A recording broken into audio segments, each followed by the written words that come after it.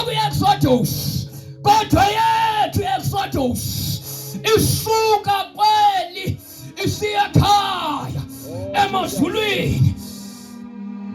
Themba iminyaka isiya phambili nenkosi yamakhosi ezulwini yenzeka nje. Iminyaka yaphambili noYesu uzawudedelwa, alande abakhe, alande ibandla lakhe, afuna ukulifumana lingenamibimbi, afuna ukulifumana lingcwele. Mamelake endleleni sebephumile e-Egypt, baqondaphi?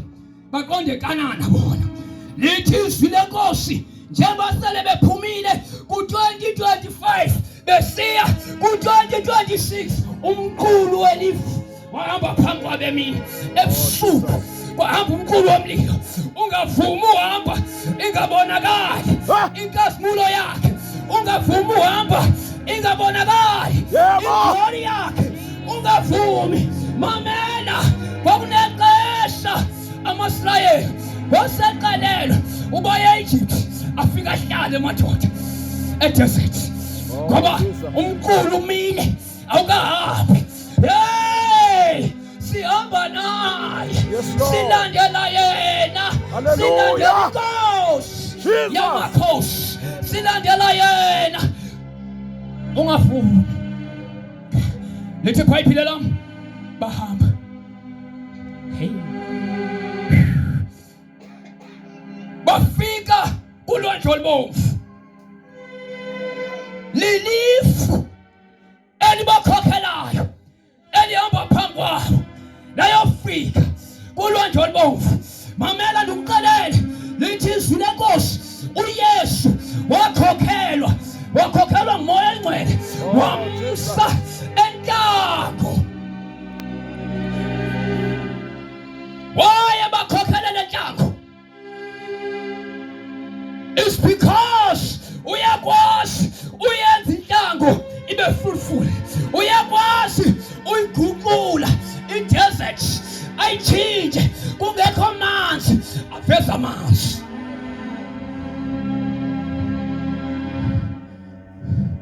Bayahamba basingasinga xa bangaliboni ilifu, bajonge ilifu ebusuku xa bengawuboni umqulu womlilo, bajonge umlilo. Athi umhlabeleli la endiholela khona ngomsa wakhe ndizomlandela. Athi uDavide, lead me to the rock which is higher than I, the rock of ages. Uyaphela u-2025, ngaba lisabonakala na ilifu phambi kwakho, usabonakala nomqulu womlilo phambi kwakho. Lead us, Holy Spirit. Uthi yes, I am the good shepherd. Hey, ezakhe izimvu uyazikhokhela, azidingi ukhokhelwa. That is why singawaphathi amakhandlela, that is why singaziphathi ioli, asinidi ikhandlela ngoba uYesu uthe xa efika, what I am the light of the world. Siyakhokhela. Mamela, xa befika elwandle, bafika ulwandle luvalile. Mamelani bethunana, hey, kungenzeka konke kodwa umntwana Yesu akavalelwa.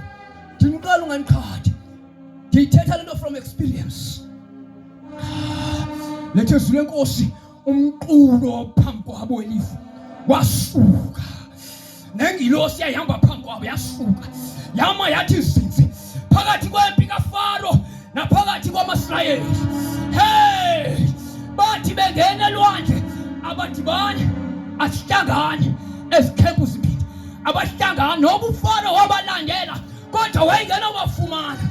Lithi izwi lenkosi, njengoba umqulu welifu wawumi phakathi koFaro phakathi komkhosi kaFaro namaSirayeli lithi ngapha ngakuFaro wawunikeza ubumnyama, ngapha ngakumaSirayeli wawunikeza ukukhanya. Sikukukhanya kwezwe, kakufika thina kufika ukukhanya. Silandela abantu, silandela inkosi yamakhosi, silandela uYesu. Uthi uYesu follow me, usilithiselaphi, usikhokhelele ekhaya. Oh Jesus. Bonke abazelwe ngokusha bangonyana bakaJito bakhokhelwa ngumoya oyingcwele. The Holy Ghost lead.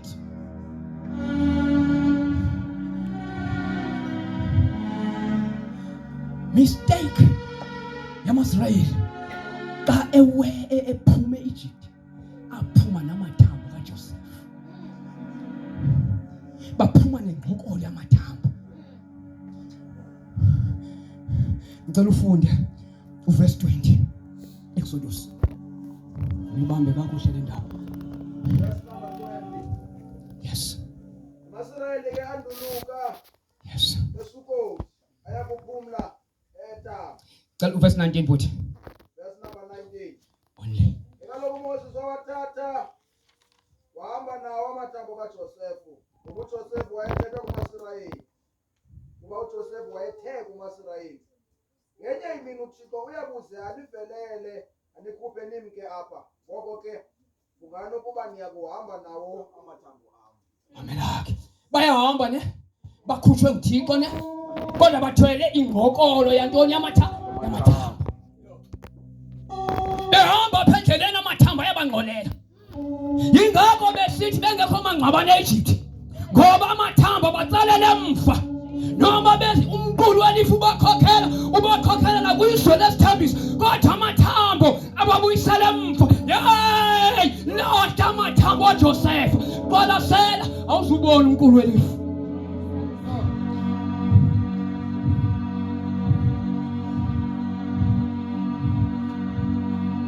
Yingakho besithi bengekho mangcwabane eEgypt.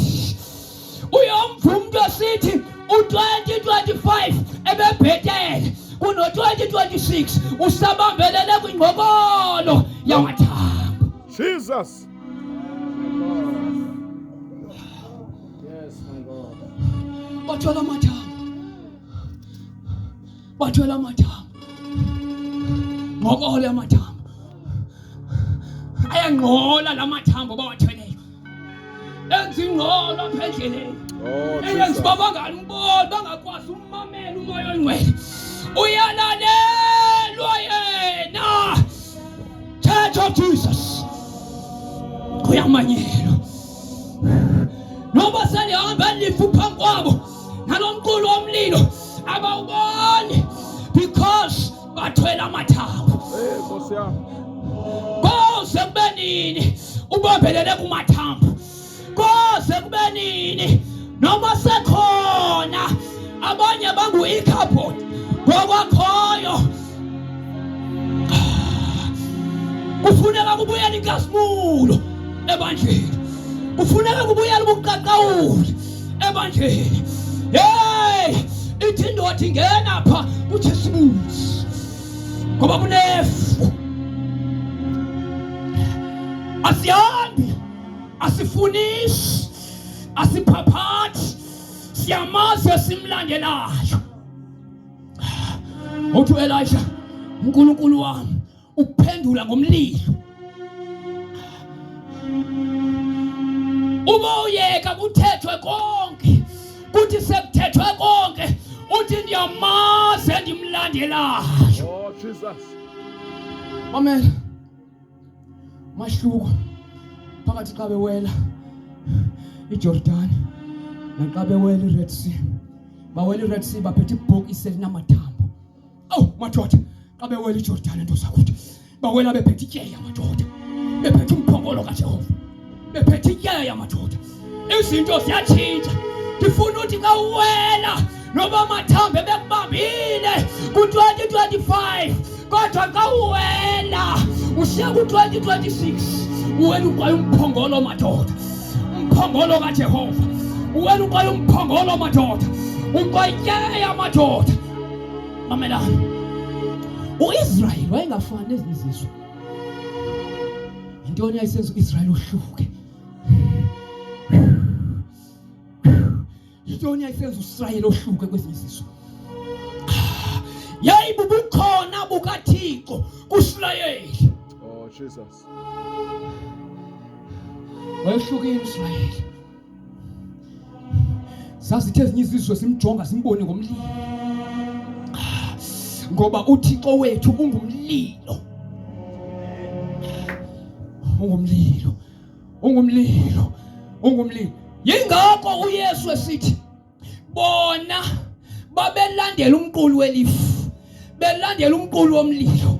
Kodwa maye kwafika the King of Kings, the Lord of Lords. His name is Jesus. Uthi xa efikile uthi follow me. Follow me. Follow me. Follow me. Now bro 2026 noma sizobulela kodwa ndinombuzo. Whom do you follow? Ulandela bani? Ulandela bani? Ulandela umfundisi? Ulandela le ndoda iphambi kwakho? Ulandela umprofeti? Aba bantu babonayo angabasusana nini uThixo, kodwa yemaye follow Jesus. Ngisotsho namhlanje sasonibuyisa. Follow Jesus.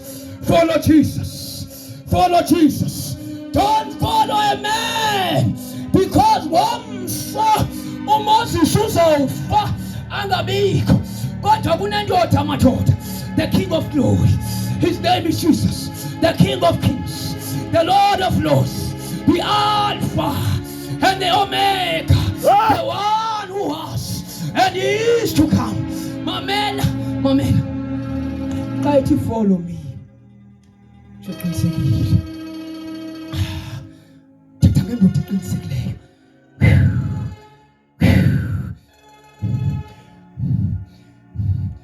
Utata omdala uEli wathiwa kusothiwa umphongolo zange afe afe xa kusithiwa onyana bakhe baswelekile, kodwa kwathiwa kusothiwa umphongolo kaJehova uhambile. Lithi iBhayibhile lam wawophuka ilungu lentamo ngoba usuku olumkile kwaIsrayeli.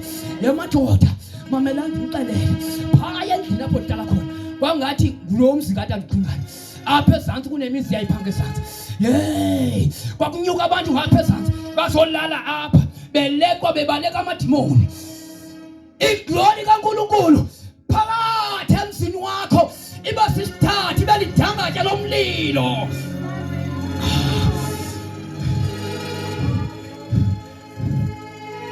Yini ebuyisela inkazimulo? Ayikho enye into ebuyisela iglori ebandleni ngaphandle kwegazi likaYesu. The blood of Jesus is able to bring back the glory of the living God. Jesus. Baninzi abashumayeli. Baninzi abashumayeli. Kawuthi amen. Hallelujah. Baninzi abashumayeli. Kodwa sifuna ukubonakala konyana bakaThixo. Bazawubonakala ngani? Bazawubonakala ngobuqaqawuli. Moses wathetha into ngelinye ilanga. Indoda endala eyayine-experience yokukhupha uIsrael e-Egypt. Wathi ukuba inkazimulo yakho ayihambi nathi, ungcono sihlale apha. Ngcono sihlale. Danibasana, if ayihambi nathi, ngcono sihlala apha ku-2025. Singayi ku-2026. Singakhokhelwa. Ingakho wonke umphefumulo webeliever okanye wesindiswa befana uyakhala uthi, Lord, where is your glory? Sifuna uyibona. Sifuna ubona inkazimulo. sifuna ubona ubuqaqawuli.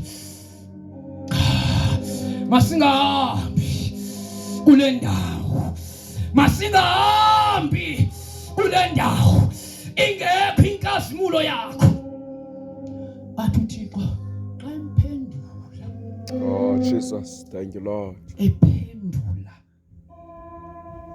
uMoses athi cela uthile ku-Exodus ngokhawuleza simamele. Exodus 33 cela ufunde uverse 14. Uthini uThixo xa iphendula uMoses?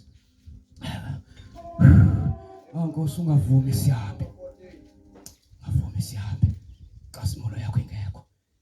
Umoya waphendula wathi, hayi kaloku. Thank you Jesus. Sakuhamba nani ngini. Yes. Inithi Jesus ngokuphumza. Yes. Ithi kum, and he said,